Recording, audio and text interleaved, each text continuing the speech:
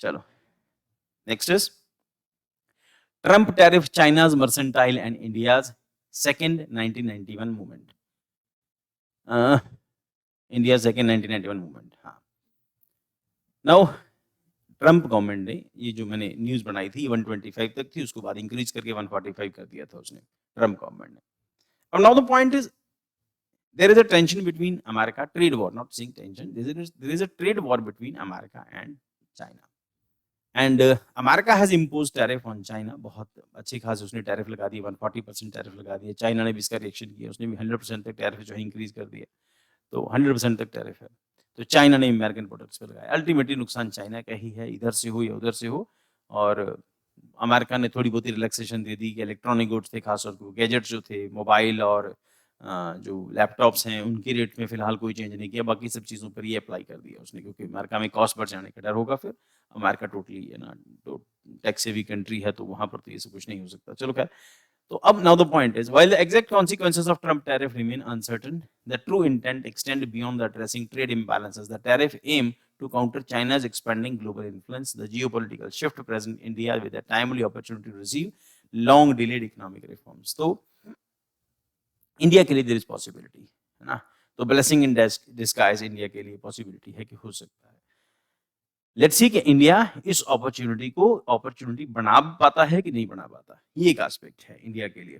ठीक, China's overarching objective to replace United States as the world's dominant economic power strategy detailed in Rush Doshi's The Long Game China's Grand Strategy to Displace American Order।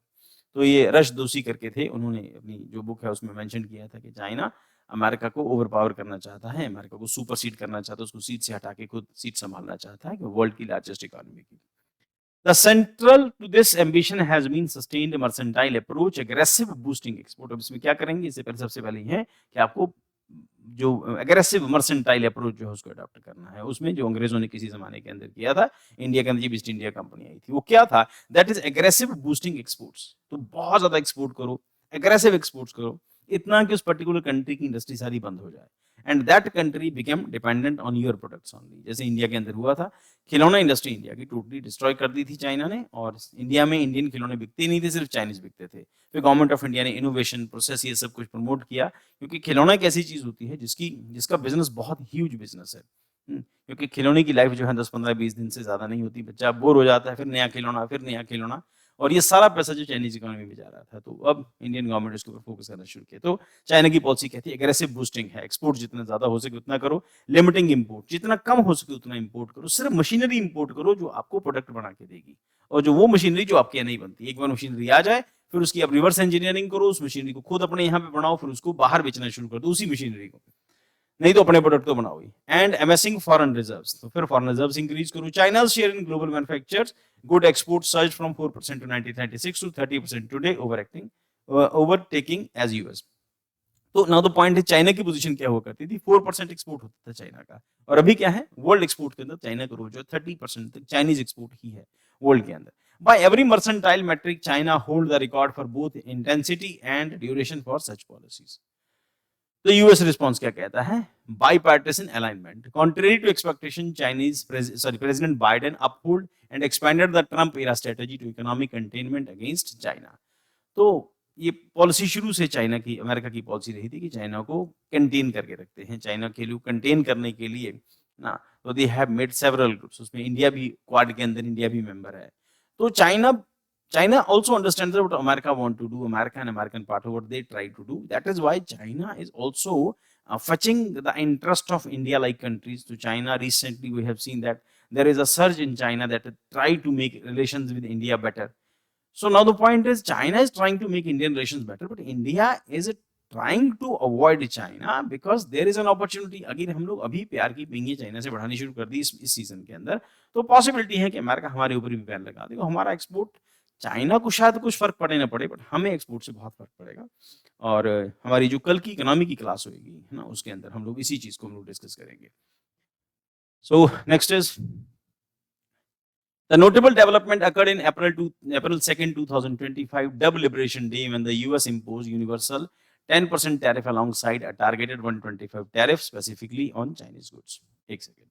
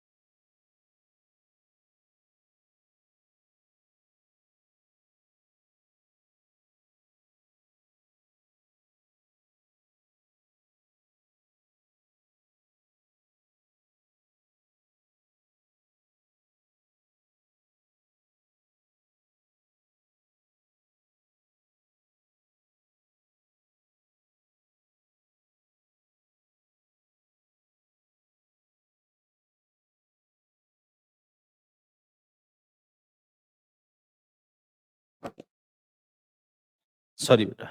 So despite this economic policy, now India's economic landscape, reform fatigue, and structural challenges. Now the point is, India की अपनी problems है. That is, India has maintained an average annual growth rate of 6.2% over the past 33 years. लगभग पिछले 30 साल से 30-35 साल से 33 year से हमारी ग्रोथ रेट जो है इट इज एवरेज है 6.2%. अप्स एंड डाउन्स होते रहे, कुछ साल बढ़ी भी, कुछ साल एवरेज भी रही है. Despite this economic policy has stagnated, constrained by political cautions, fragmented opposition and entrenched vested interest. हर किसी का अपना अपना इंटरेस्ट है, पॉलिटिकल इश्यूज अपने हैं, और there are so many issues जिसकी वजह से इंडिया में इससे ज्यादा इंडिया इसको एस्केलेट नहीं कर पा रहा है ना. और so while social and administrative reforms have progressed, economically critical changes such as those in agriculture continue to face fierce political resistance. Important है बेटा, जब आप कल मेरे पास क्लास में आओगे ना, इस टॉपिक को दिमाग में रख के आना, और कल का जो टॉपिक है वो आपको बहुत अच्छे से समझ आएगा. इस टॉपिक को ध्यान में रख के लेके आना कि क्या क्यों जरूरी होती हैं ये सब चीजें. While social and administrative reforms has progressed, economically cited changes, economically critical changes such as those in agriculture continue to face fierce political resistance. और आप याद रखना बेटा, इससे पहले भी हम लोगों ने जो इकोनॉमी की जो क्लास की थी उसको भी एक बार पढ़ के आना, तो अगर आप साथ साथ पढ़ोगे तो आपको ज्यादा क्लियर होता चला जाएगा. कल की क्लास इंटरलिंक सेक्शन होगी जो मॉर्निंग में करेंगे हम लोग, तो ये उसके साथ लिंक्ड होएगा. Next is consequences of the foreign investment. India's FDI inflows, which consistently ranged between 2.2 to 2.5 of GDP in 2 decades, have now dropped below 1% level last seen in the late 1990s. India's FDI inflow, which consistently ranged between 2 to 2.5% of GDP in 2 decades, have now dropped below 1% level last seen in the late 1990s. तो ultimately हर country की economy इस बात पर dependent होती है कि उसके पास FDI कितना आया, फॉरेन डायरेक्ट इन्वेस्टमेंट कितना आया. तो वो कांस्टेंट था लगभग 2.2% of GDP, 2.5% of GDP. Now what we have seen के पिछले कुछ लगभग साल भर से लगभग इसका जो फॉरेन कैपिटल फ्लो था, खासतौर पे कोरोना के बाद जो एफडीआई था इंडिया के अंदर, उसकी रेशियो जो है वो डिक्रीज होगी, 1% पे आ गया है. टोटल जीडीपी का 1% एफडीआई इंडिया पहुंच रहा है. दिस डिक्लाइन मानना ये भी जाता है कि इसकी एक सर्टेन लिमिट होती है, एक स्टैग्नेशन आ जाने के ऊपर, सर्टेन लेवल के ऊपर स्टैग्नेशन आ जाता है. उस स्टैग्नेशन आ जाने के बाद से आपके यहाँ पर एफडीआई का फ्लो स्लो हो जाता है. बट द पॉइंट इज, अभी इंडिया उस स्टैग्नेशन की स्टेज पे नहीं पहुंचा. It means there are some internal hiccups. तो इंटरनल प्रॉब्लम्स आते हैं जिसकी वजह से it is happening right now. So then this decline is largely attributed to 2015 model bilateral investment treaty, which discourages foreign investors by mandating their disputes even between private parties must be settled in Indian courts. Now ये जो point है, ये जो 2015 का bilateral investment treaty है, इसका aspect क्या है कि आप इंडिया में पहुंचोगे, इन्वेस्टमेंट करोगे, कोई कल को डिस्प्यूट होता है, आपके केस की सुनवाई सिर्फ इंडियन कोर्ट्स में होगी. और इंडियन कोर्ट का मामला है जो बहुत लंबा है, अनसर्टेन है, पता नहीं फाइनल जजमेंट कब आएगी, 5 साल चले केस, 10 साल चले. तो इससे क्या हो रहा है कि इन्वेस्टर जो बाहर से इन्वेस्टर आ रहा है ना, थोड़ा सा स्केप्टिकल हो जाता है कि इंडिया में इन्वेस्टमेंट करनी चाहिए भी कि नहीं करनी चाहिए. और उसके बाद तो missed chance, the post GFC opportunity.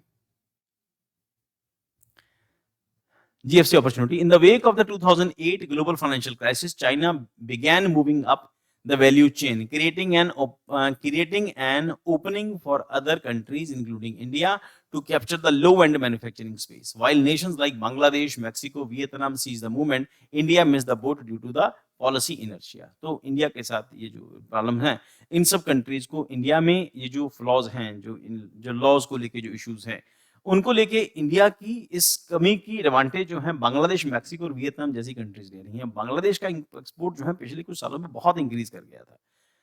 ठीक,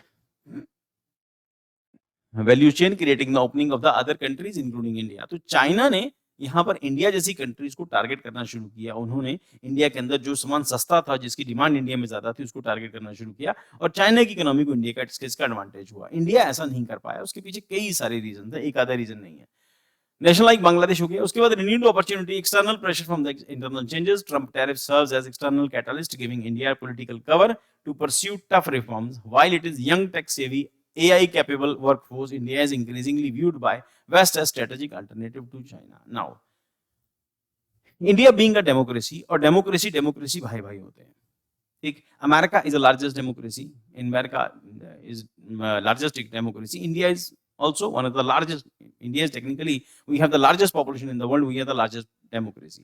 And America जो democracy का ठेकेदार है, तो we should come together, हमें आना चाहिए. But the point is, every country work for their national interest. और national interest इस चीज में होता है कि कोई country पैसा कितना कमाती है। ठीक, अब now the point is, हमारे पास opportunity तो है, but the point is inner जो हमारे जो internal जो system है, उसकी weaknesses की वजह से जितना फ्लो हमारे पास आना चाहिए तो उतना नहीं आया। और डेमोक्रेसी की सबसे बड़ी प्रॉब्लम यही होती है कि उसमें डिसीजन जो होते हैं ना, वो बहुत लिंगर ऑन हो जाते हैं। सरकारें लिंगर ऑन करती हैं, डिसीजंस को ले डाउन करती हैं। तो दैट इज द पॉइंट कि इन्वेस्टमेंट इंडिया में आने से लोग इन्वेस्टर डरते हैं। और प्लस इंडिया का जो लॉ सिस्टम है उसकी वजह से the strategic cross road security and transformation, India now faces a pivotal choice for continue as steady 6.2% growth part, aim to transforming growth for 7 to 8% through the bold reforms. अगर India अपने यहाँ पर bold reforms लेके आता है तो possibility है कि हम लोग 6.2 से 7.8 और 7.5 और 8.5 तक हमारी ग्रोथ रेट अगर रजिस्टर हो जाती है। तो ध्यान रखना, अगर ये 9-10% तक पहुंचती है, इसका मतलब ये है कि इंडिया अगले 10 साल में 100% ग्रो कर जाएगा। और अगर ये 11%, अगर हमारी जो जीडीपी है ये डबल फिगर आती है, चाइना की खासियत ये थी कि उसने 20 साल तक अपनी इकोनॉमी को डबल फिगर मेंटेन करके रखा और इन्फ्लेशन को सिंगल डिजिट में रखा। हमारे यहाँ पे बीच के कुछ साल ऐसे हैं जहां पर, या ये कहो कि हमारे यहाँ पे कभी भी जो जीडीपी है वो डबल फिगर नहीं आई, 11-12%, 13-14% हमारे यहाँ जीडीपी नहीं आई। और इन्फ्लेशन हमारे यहाँ पे ऐसा होता था कि 20, 25, 30, 35, 40% तक भी पहुंच गई थी कांग्रेस पीरियड के लास्ट फेज के अंदर, 2013 के अंदर। So this would require deep liberalization, streamlining regulation, expanding the trade openness, and attractive higher FDI inflows. तो looking ahead, India's second 1991 movement क्या है? In and impeding India's US bilateral trade agreement could soon be followed by deals with UK, EU, signaling a new era of economic engagement. अगर हम लोग European union के साथ या England के साथ FTA के अंदर एंटर कर जाते हैं तो देयर इज पॉसिबिलिटी कि इंडिया के लिए बहुत बड़ी अपॉर्चुनिटी होगी। With global alignment favoring reforms, India has a rare window for replicate the scale and impact of 1991 liberalization. Conclusion, India's stand is defining juncture. With global geopolitical dynamics shifting its favor, internal pressure mounting, the country has a unique chance to enact transformative reforms. The decision is clear: continue with the economic reforms, economic comfort, and embrace bold chances to become global manufacturing and investment powerhouse.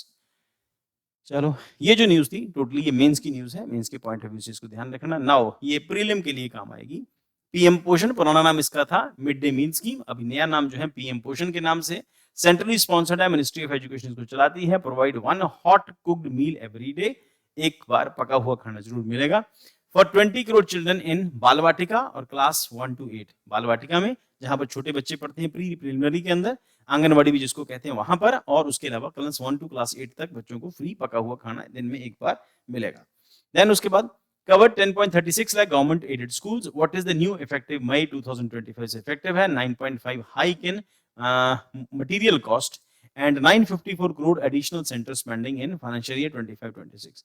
तो obviously जैसे जैसे inflation बढ़ेगा तो वैसे वैसे cost जो है hike हो जाएगी और मटेरियल कॉस्ट इंक्रीज होगी, तो थोड़े बहुत उसमें हिकअप्स रहते हैं, प्रॉब्लम्स रहती हैं। ध्यान रखना ये सेंटर स्टेट दोनों की तरफ से होता है, सेंट्रल गवर्नमेंट का परसेंटेज ज्यादा होता है। रिवाइज्ड कॉस्ट पर student Balvatika in primary 6.78 up to 6.19, upper primary 10.17 up from 9.29। तो लगभग 9.25 से बढ़ के लगभग 10 सवा 10 तक पहुंच गई है, और 6.25 से बढ़ के ये लगभग 7 पौने 7 रुपए तक पहुंच गई है। ये कोई ज्यादा बड़ा इशू नहीं है, बट हम लोग लार्ज स्केल के ऊपर कंसिडर करते हैं, जब 10-10 पैसे को कंसिडर करते हैं तो नंबर ऑफ स्टूडेंट जो है वो लगभग करोड़ों में है, एंड 20 करोड़ के आसपास बचे हैं, तो ये सब पैसे जो है मैटर करेंगे। तो state UTs can contribute more in enhancing meal quality. अब न्यूट्रिशनल नॉर्म्स पर चाइल्ड क्या कहता है, ये बेटा हो सकता है प्रीलिम के अंदर क्वेश्चन बनाइए। बाल वाटिका इन प्राइमरी के अंदर पल्सेस 20 ग्राम, वेजिटेबल 50 ग्राम, ऑयल 5 ग्राम यूज होना चाहिए, बच्चों के लिए जरूरी होता है।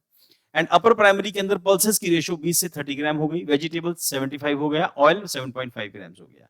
कॉस्ट इंडेक्स सीपीआई यानी कि consumer price index, rural labourers tracked in 600 villages across 20 states. Why it matters? Boost nutrition, especially among the disadvantaged students. जो बच्चे disadvantaged condition में हैं उनको ना nutritious खाना मिलेगा. And improve enrollment, retention and attainment in schools. Promotes learning outcomes through the better health. Now इससे advantage क्या होगा कि जो छोटे छोटे बच्चों में ढाबों के ऊपर जो छोटू काम किया करते थे ना, वो काम करना बंद हो गया, क्योंकि उनको तो स्कूल में ही खाना मिल जाता है, इसका वो टेंशन नहीं है। तो बाकी ये है कि स्कूल में जाएंगे तो स्किल डेवलपमेंट होगा, तो अल्टीमेटली वो इन्वेस्टमेंट है जिसको हम लोगों ने प्रीवियस क्लास के अंदर डेवलपमेंट की कैटेगरी में कंसिडर किया था। रिलेटेड पोषण अभियान एंड मिशन पोषण, focus on women and children 0.6, run by Ministry of Women and Children Development, integrated under the mission Poshan 2.1 since 2021। Funding pattern जो है 60-40 की रेशियो होती है, 60% सेंट्रल गवर्नमेंट पे करता है, 40% स्टेट गवर्नमेंट पे करती है। 90-10 नॉर्थ ईस्ट एंड हिमालय के अंदर 90% सेंट्रल गवर्नमेंट पे करता है, 10% स्टेट गवर्नमेंट पे करती है। प्रीलिम के लिए बेटा इंपॉर्टेंट है, ध्यान रखना। 100% है सेंट्रल, यूटीज के अंदर यूनियन टेरिटरी होगा तो 100% सेंट्रल गवर्नमेंट ही पे करेगी। स्टेट्स के अंदर बस यही है, स्टेट के अंदर रेशियो जो है 60-40 की है। हिमालयन स्टेट्स और नॉर्थ ईस्ट के अंदर 90-10 की है, 90% सेंट्रल गवर्नमेंट पे करेगा, 10% स्टेट गवर्नमेंट पे करेगी।